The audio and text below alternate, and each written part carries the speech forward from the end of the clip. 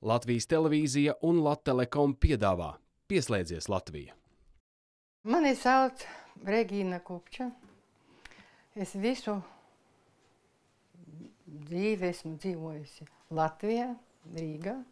Strādāju Gaļezera slimnīcā līdz pensijai. Pēc tam pensijas gados es aizgāju strādāt uz psihoneiroloģisko slimnīcu pa māsu palīgu. Man pie meitas dators, pie dēla, man tas interesēja, jā. Bet seši ir svešs dators.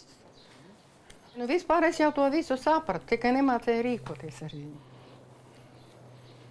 Negribējos jau citiem uzkraut to visu mācīt, jāmācās pašam. Jāpaliek tagad dārziņš. Mēs dzirdējām reklāmā, ka piedāvāja pensionāriem par velti. Un tad man draudzene gāja garām un saka, paklau, es pierakstīšos. Viņa pierakstīja sevi un mani.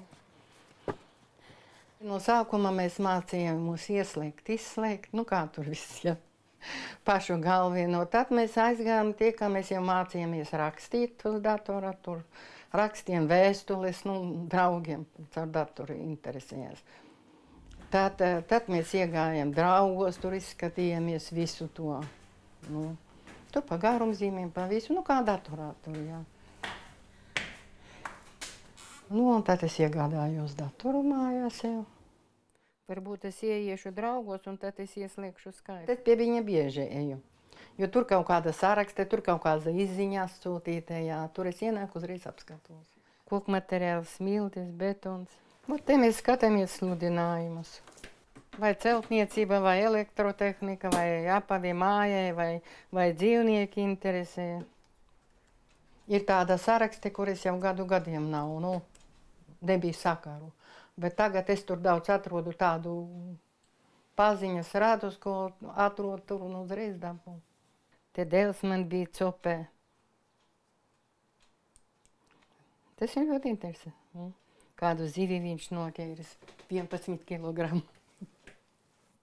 To arī viņš mums uzraklēja. Te man ir mazmeitiņa.